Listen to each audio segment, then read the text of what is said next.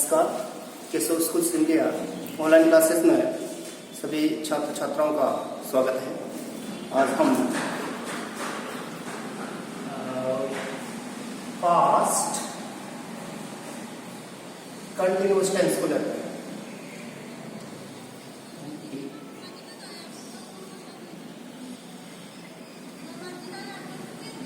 इसका दूसरा नाम प्रोग्रेसिव भी है।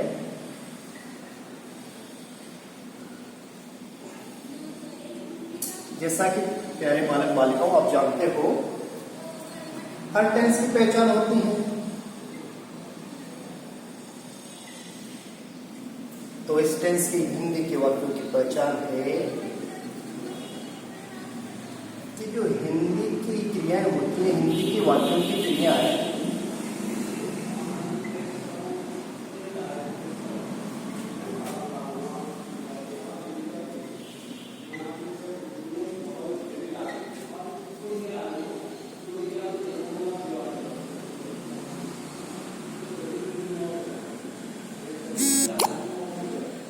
रहा था,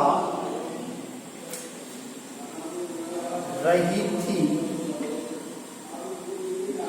रहे थे, जुड़ा रहा।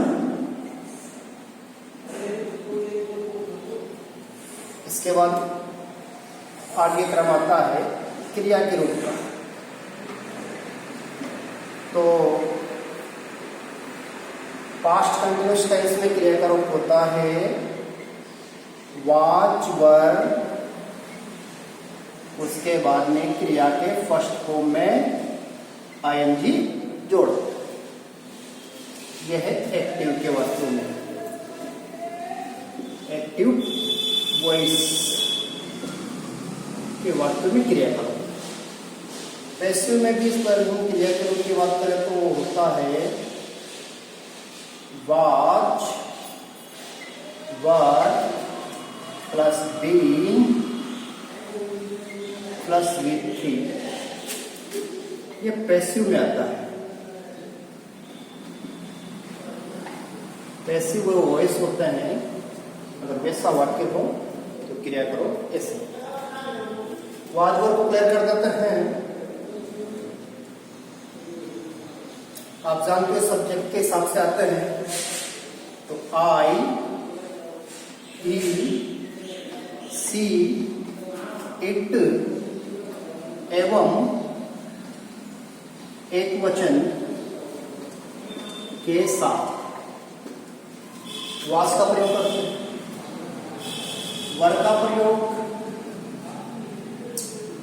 वी, यू, दे एवं बहुवचन के साथ हम वर का प्रयोग।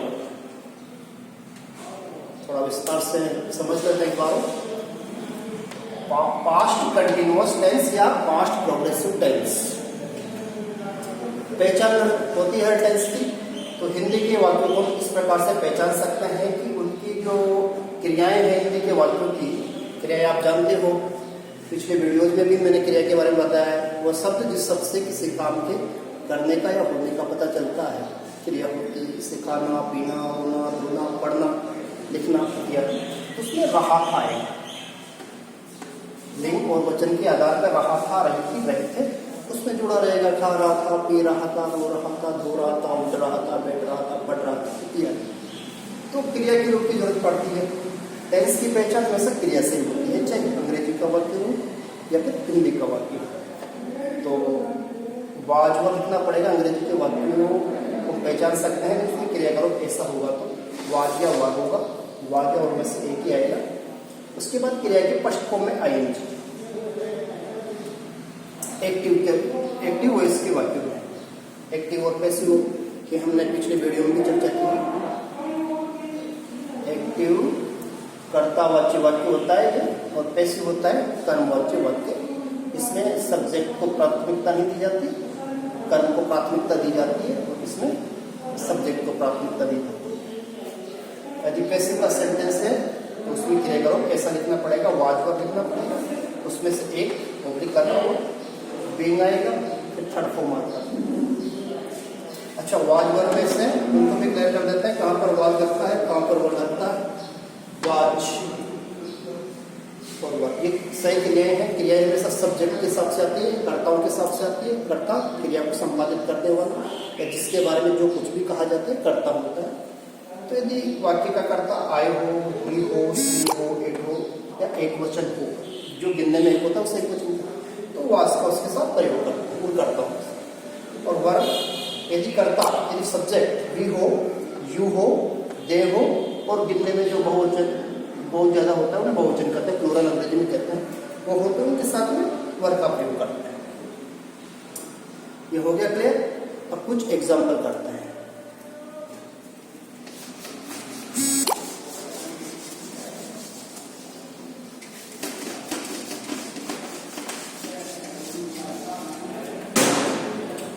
ट्रांसलेट इनटू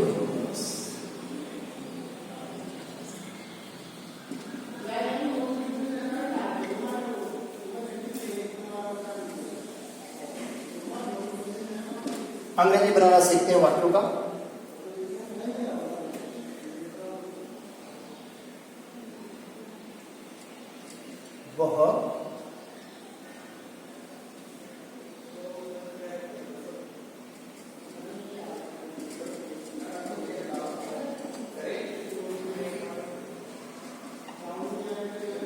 वह एक किताब पढ़ रहा था,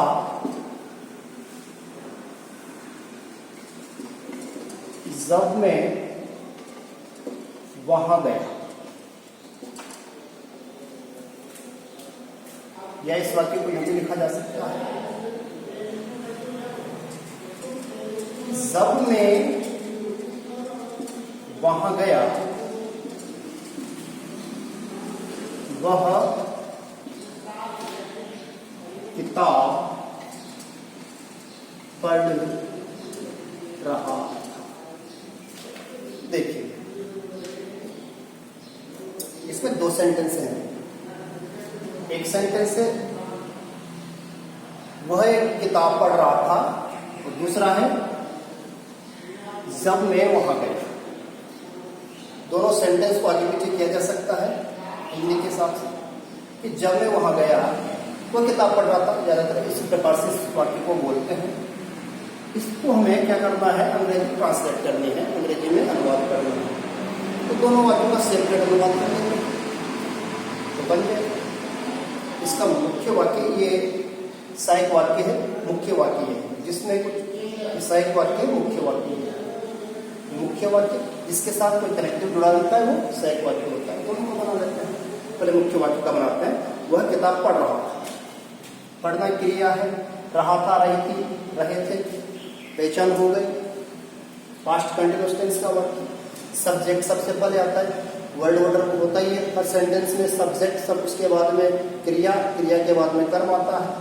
तो वह पढ़ रहा था एक व्यक्ति को रिप्रेजेंट करता है तो ही आएगा। ही उसके बाद में नंबर आता है क्रिया का। क्रिया का रूप पास्ट कंटिन्यूअस में वाज वर्ब आएगा, फिर क्रिया के फर्स्ट फॉर्म में आएंगे। ही है ये हिसाब से वाज, ही वाज, फिर पढ़ना, रीड माने पढ़ना होता है, फर्स्ट फॉर्म रीड, इसमें एन जुड़ेगा तो बन जाएगा reading. He was reading a book, वो किताब पढ़ रहा था। अब दूसरे वाक्यों को कनेक्ट करते थे, जोड़ देते हैं। जब के लिए वेन आता है, वेन, फिर उसके बाद सब्जेक्ट आई। अब देखिए इसमें यहाँ पर क्रिया है जाना, गया, आ ई ए की गोली, पास्ट इंडेफिनिट, क्रिया करो सेकंड फॉर्म V2। तो वो माने जाना, सेकंड फॉर्म में वेंट, वेन आई वेंट, तो बस गया वहां, वहां के लिए लिखते हैं there, TH। He was reading a book when I went there। वाक्य के दो भाग हैं, उनको आगे पीछे भी किया जा सकता है। और when I went there he was reading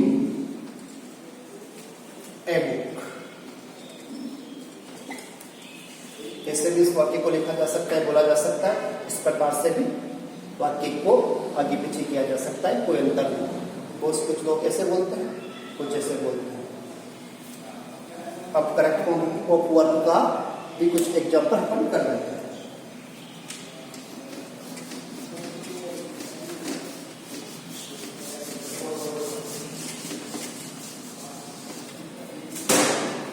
तो करेक्ट फॉर्म ऑफ वर्ब के लिए अपन को क्या है, कुछ एडवर्ब्स होती है। एडवर्ब से तात्पर्य है अंग्रेजी वाक्यों में कुछ शब्दों को पहचान कर क्रिया का सिर उभरना होता है, उसे एडवर्ब से तात्पर्य ये है। ऐसे एडवर्ब का मतलब क्रिया विशेषण होता है, क्रिया की विशेषताएं बताने वाले शब्द होते हैं। लेकिन यहाँ पर उस टेंस में कुछ ऐसे शब्द आते हैं जिससे पहचान हो जाती है कि कौन से टेंस की क्रिया इसमें भरी जा सकती है, पास्ट कंटिन्यूअस टेंस के लिए। तो इसमें आएगा एक तो दोज डेज अक्षर आता है,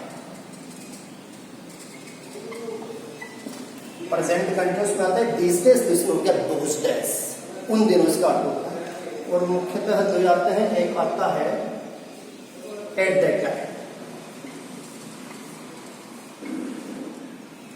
eight that time. Eight that time का मतलब होता है उस समय, और प्रेजेंट में आता है दैट की जगह दिस हो जाता है एट दिस टाइम, इस समय, एट दैट टाइम, उस समय, बस इतना। Take the example, fill correct form of verb first.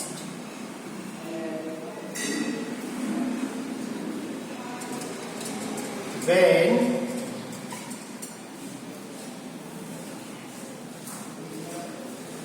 I went there,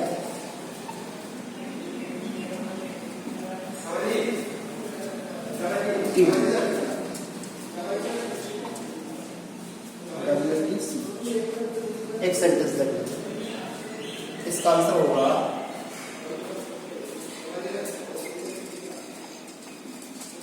When I went there, ही खाली जगह टीवी, पोस्टर में क्रिया की वॉच, हिंदी अर्थ से बनाते हैं, इसमें कोई भी एडवर्ब नहीं है, प्रेजेंट टेंस हिंदी अर्थ देखते हैं कि when I went there, जब मैं वहां पर गया। सेकंड फॉर्म में गया आए की ध्वनि, when माने जब होता है और when माने कब होता है, या जब क्यों किया। यदि when के बाद में डायरेक्ट सब्जेक्ट आ जाता है तो फिर जब उसका हिंदी अर्थ करते हैं। यदि when के बाद में कोई सही क्रिया आ जाती है, when is, when does, when do, तो फिर when का मतलब कब होता है। when I went there, जब मैं वहां पर गया, वह टीवी या टेलीविजन, वॉच में होता है देखना, देख रहा था, यही वाक्य बनेगा, रहा था, रही थी, तो आएगा इसमें आंसर एक हिसाब से वह जाएगा watch watching. When I went there, he was watching TV. ऐसा इसका इस प्रकार से इसमें क्रिया करोगे। और देखते हैं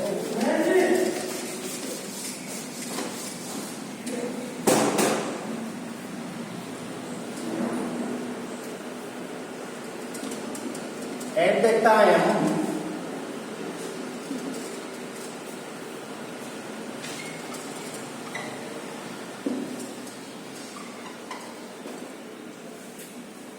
एट दैट टाइम सी, फिर ब्लैंक दे रखा है, खाली स्थान दे रखा है, फिर स्टॉप लग गया, क्वेश्चन में क्रिया है डांस। इसका आंसर होगा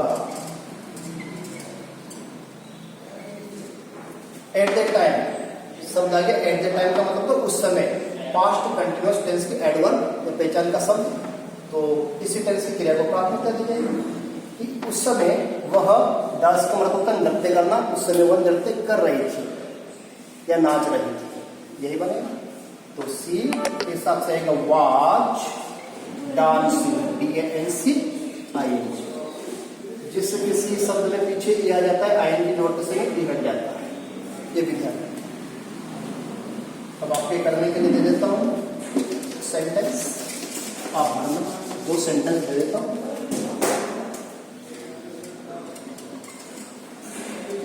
ट्रांसलेट into English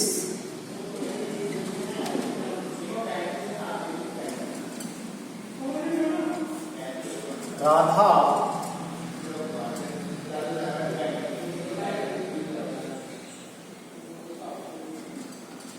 खाना पका रही थी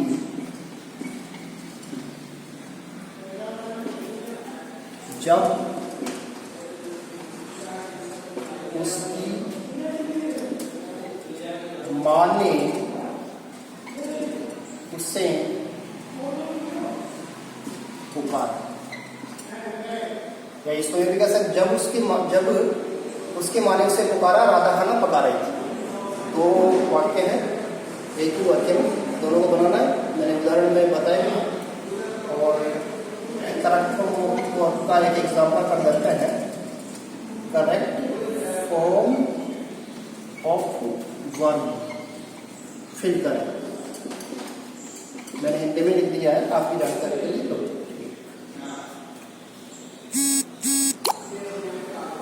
Those days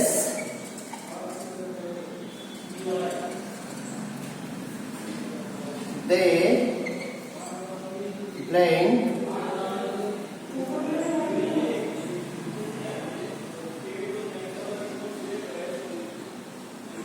plants water यहाँ पर क्रिया है। Those days they खाली जगह है, plants क्रिया है। आज की वीडियो में तक, थैंक्स फॉर वॉचिंग।